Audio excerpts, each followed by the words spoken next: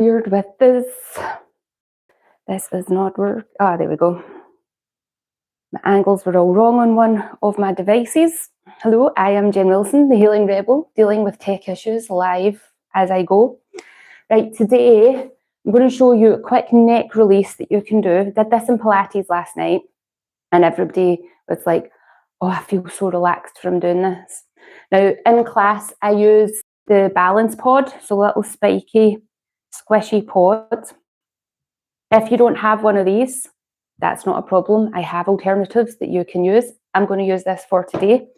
If you don't have that and you had a half foam roller, that's a good option. If you have a Shakti mat, so you know those mats with the little spikes on it, they have a pillow that's shaped like this with the spikes. You could use that as an alternative.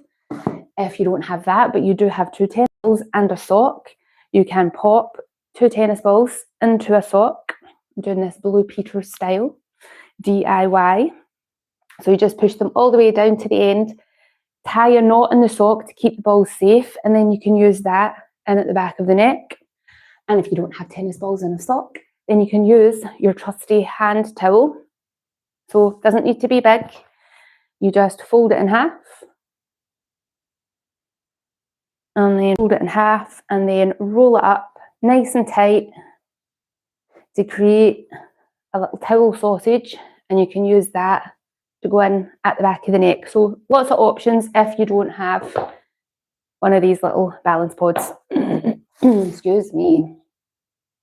Now, I will just say, if you've got a spiky massage ball that's hard, that is not a good option. That will cause more pain than comfort. You want something that's got a little bit of give onto it.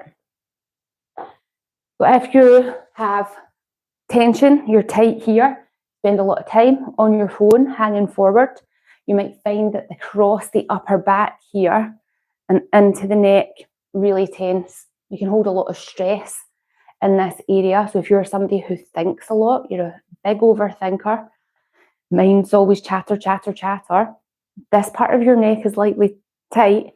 You very likely spend a lot of your day in this head forward position, straining and tightening up these muscles at the back. So this is going to help untangle that. It's going to help you release and relax. So whatever you're using, I'm going to pop it down onto the floor. And then you're going to adjust yourself.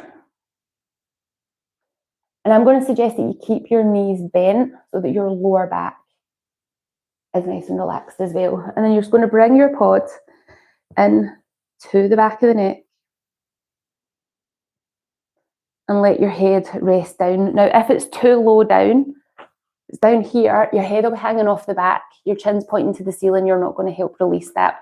So you're wanting to find this spot in the middle of the neck towards the base of the skull that you can let the pad just sit in there. Let the arms come down to the sides. Ideally with the palms faced up, let the chest be open. Let the shoulder blades drop down to the floor so we're opening the chest. If your upper back's a bit tight as well, then this is going to help release. And then I want you to bring your awareness into your breath. Breathe in through the nose, and then it's up to you if you breathe out through the mouth or out through the nose.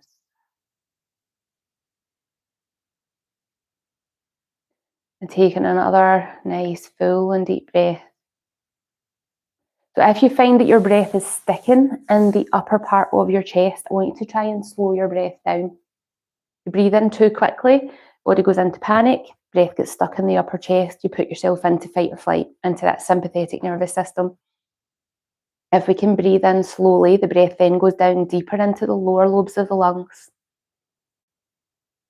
Let the lungs fully expand, and then a slow breath out that allows us to tap into that parasympathetic, that rest and digest, that healing connection.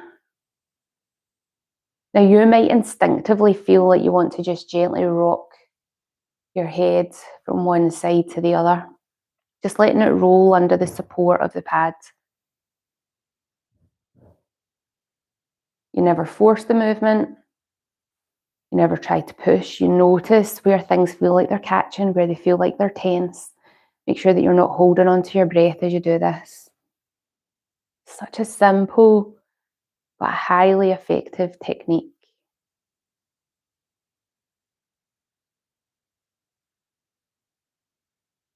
Using the steady breaths all the way in and all the way out. Now, if you're doing that gentle rocking of your head from side to side, I want you to bring it back to the centre. Walk the hands down to the side of the hips, but still with the palms faced up. Now, if you're on a carpet, you might want to lift the back of your hands and just let your nails touch onto the floor, because what we don't want to do is get carpet burn here. And we're going to keep the arms long and start to take them wide as though you're doing a snow angel on the floor. Now, you're only going to keep moving your arms until you find that you're meeting a bit of resistance, and then you're just going to stop there and then let the body soften. You're just going to breathe into that space that feels like you were meeting some resistance. And just taking those smooth and steady breaths again.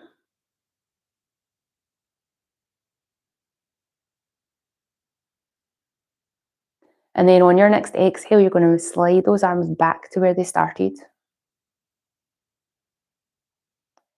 And then we're going to do that again. So start to move the arms out. Make sure you're not holding your breath, smooth and steady. And maybe just before you get to that point where you meet resistance, pause here, take an inhale. And then as you're exhaling, continue with the movement and see if that allows you to move any further around. Now, you're not forcing anything. You're just looking for that point where you start to meet some resistance. And your arms might come a little bit higher.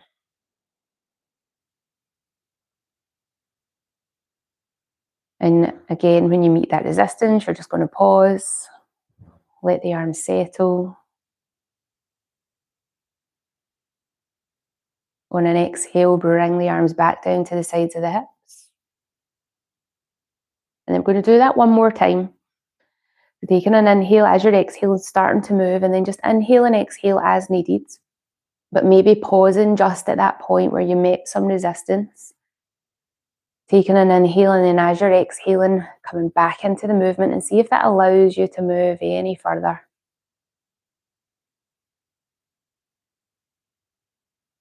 And you're still not forcing anything, so you might not be much further up than you were before, or you might have gone further and maybe your arms are almost overhead. It's not forcing anything, and I want you to check that your ribs are not pulling up off the ground as you've done that.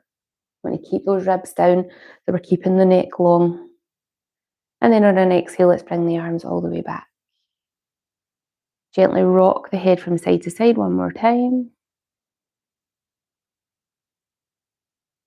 Bring it back to the centre, and then from here, you're just going to gently roll yourself over onto your sides. You can stay here if you want to just let yourself rest, or you can push yourself up nice and slowly, and then just notice how your neck feels. So I'd love to know how you got on with that. If you have got any questions, please do reach out to me. I do have a release and relax class in person here at my private home studio in Springburn. So if you would like to join me for that, please do put a comment in, and I will send you the details in the link over, or check the description of where you're watching this. And otherwise, I will see you on the next time. There you are.